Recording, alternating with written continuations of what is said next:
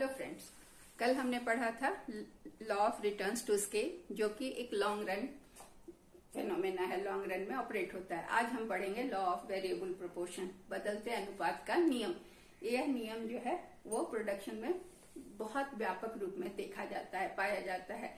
इसमें क्या होता है कि ये चूंकि यह लॉ शॉर्ट रन में एप्लीकेबल है, अल्पकाल में एप्लीकेबल है, इसलिए इसका प्रोडक्शन के हर क्षेत्र में असर देखा जाता है। शॉर्ट रन वह पीरियड होता है जिसमें केवल हम उत्पादन को बढ़ाने के लिए परिवर्तनशील जो फैक्टर हैं उन्हीं को बदल सकते हैं, फिक्स्ड फैक्टर को नहीं। फिक्स्ड फैक्टर में क्या क्या आता है? मशीन आती है, बिल्डिंग आती है, ये सबको हम नहीं बदल सकते हैं। तो शॉर्ट रन में हम केवल प्रोडक्शन को बढ़ाने के लिए वेरिएबल फैक्टर को बदलते हैं, और वो वेरिएबल फैक्टर को बदलने में भी सारे वेरिएबल फैक्टर नहीं बल्कि एक वेरिएबल फैक्टर को बदलते हैं और बाकी सारे फैक्टर की क्वांटिटीज को फिक्स रखते हैं। तो इन दोनों के बीच में जो रिलेशन होता है, एक variable factor, one variable factor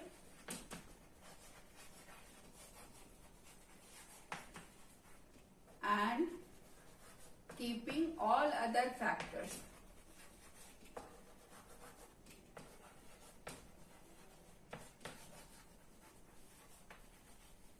constant.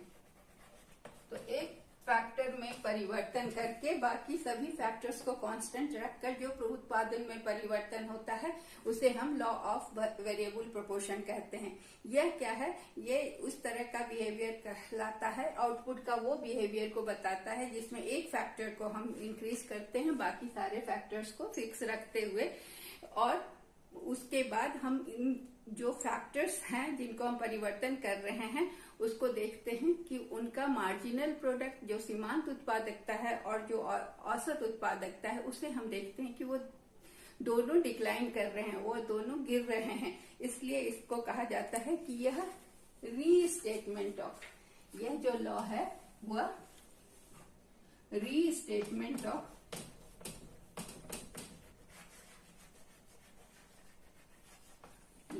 Law of diminishing return है। ये हमने लॉ ऑफ डिमिनिशिंग रिटर्न का रीस्टेटमेंट इसे मानते हैं क्योंकि इसमें दोनों चीज, average product and marginal product, दोनों ही फॉल करता है। ठीक है। उसके बाद ये फैक्टर्स जिनकी क्वांटिटी दी होती है, जो फैक्टर्स जिनकी क्वांटिटी फिक्स्ड होती है, मतलब दी होती है, वो जो बदलते नहीं है। फिक्स फैक्टर कौन से होते हैं? इनकी क्वांटिटी फिक्स्ड होती है